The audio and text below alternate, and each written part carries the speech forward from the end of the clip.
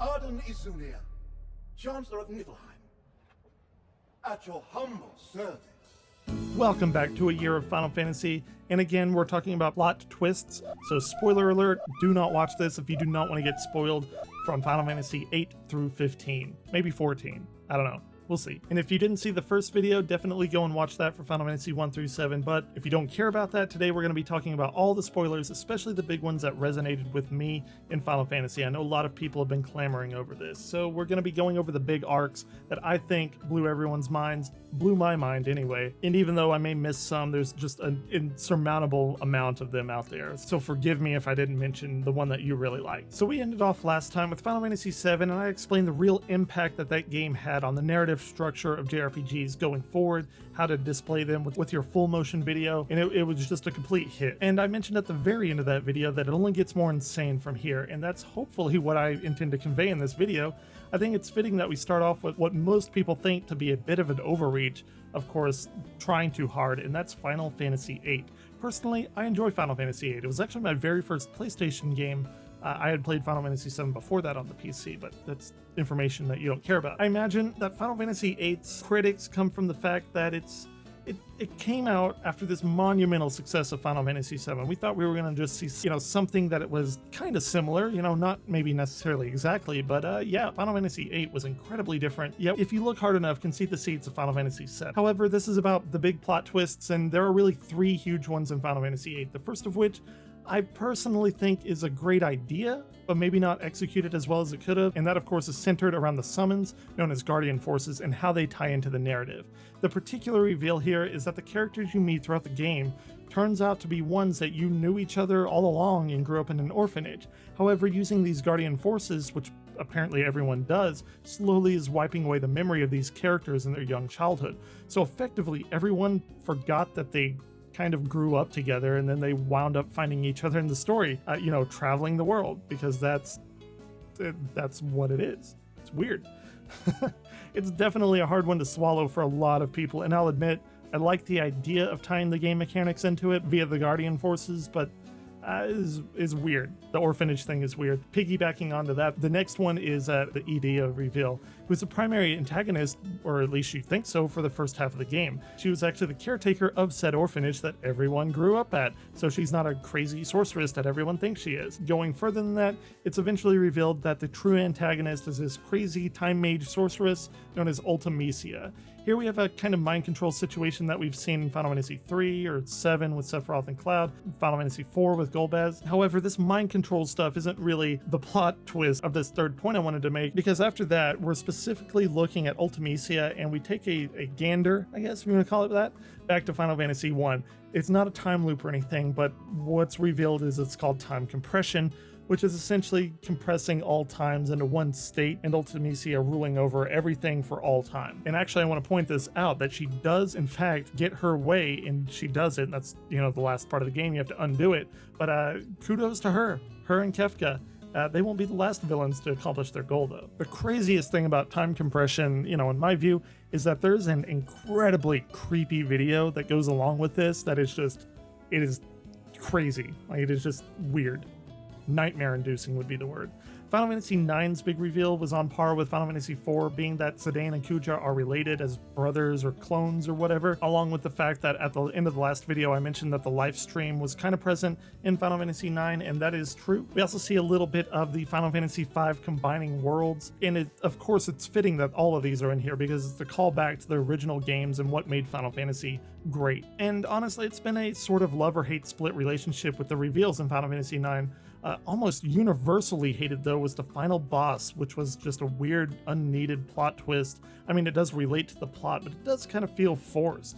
It seems sort of hand-fisted, maybe underwhelming, and that is that the final boss is Necron, which is a god, or a godlike being anyway, and Kuja, doing all his crazy nonsense, basically awakens the god, and Kuja dies, or eventually, and then you fight, I don't know, it's weird. Nope, like, it doesn't make any sense. Kuja should have been the main antagonist, or the final boss, whatever, let's move on. Final Fantasy X had a lot of interesting plot twists that may not be mind-shatteringly huge, but they add up in a way that it's larger than the sum of its parts.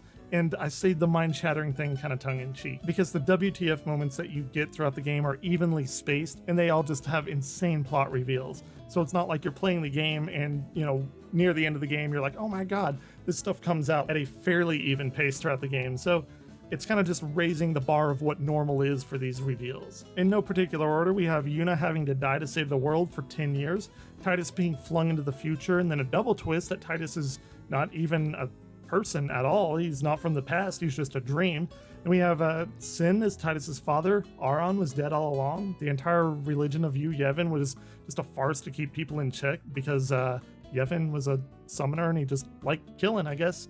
Then, of course, at the end of the game, Yevon was revealed to be some kind of weird soul sigil thing. I don't know, that was kind of weird for me. So each one of them could be their own Final Fantasy game, and that would be the big reveal, but we just get them so often. And I think this is what makes Final Fantasy X so many people's favorite in the series.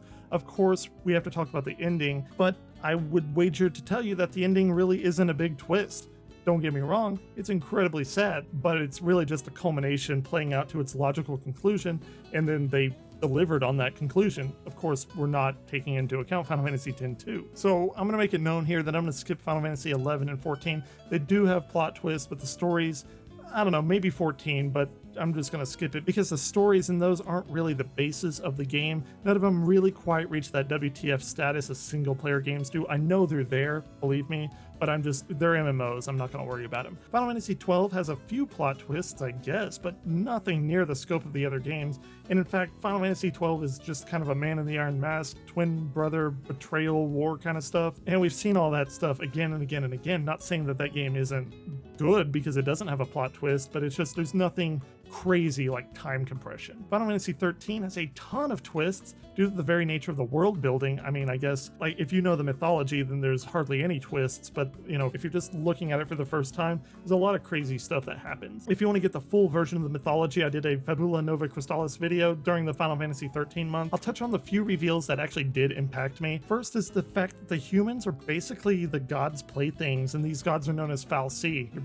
They discover that they're essentially pets to do their bidding, which was a pretty interesting twist there. Of course, the other twists are the l'Cie turning into Seath if they choose to, you know, not do their job, and if they choose to do it, they turn into crystal to gain eternal life, quote unquote. And the big twist on that is that the crystals can decrystallize, assuming they're needed somewhere else. And of course, finally, the crystal and the logo of Final Fantasy 13 is Cocoon being held up by that huge crystal that Vanilla and Fang make at the very end. And the thing at the very end I did not see coming at all, so to me, it was really cool. Majorly mind-shattering, but I know a lot of people don't really care. So we are going to get to Final Fantasy 15, and like Final Fantasy 12, there are a lot of moments that are cool moments, but I would say that the biggest moment here, possibly in the entire franchise, and I'm not saying that Final Fantasy 15 is the best game ever, but this reveal is just insane, and that's of course Ardyn.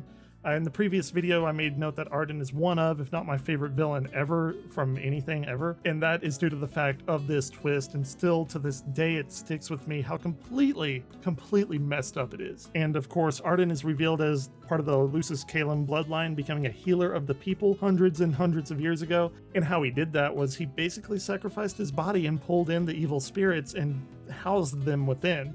And then really bad shit starts to happen. This crystal comes up, and the crystal is giving powers to this Lucis Caelum bloodline. Ardyn's all like, hey, you know, I'm the Messiah, I'm the healer, and he actually is. And the crystal basically says, no, fuck you, and appoints somebody else. Ardyn, being this Messiah healer person that was like legitimately the best person ever, gets rejected by this crystal and his bloodline and everything, and that's a super messed up thing to do. And here's the big kicker though. Ardyn just wants revenge, and you can completely see why. And even better, he joins Kefka in Ultimecia in accomplishing his plan of ending that bloodline with Noctis. Even more so though, is that there's no coming back from that.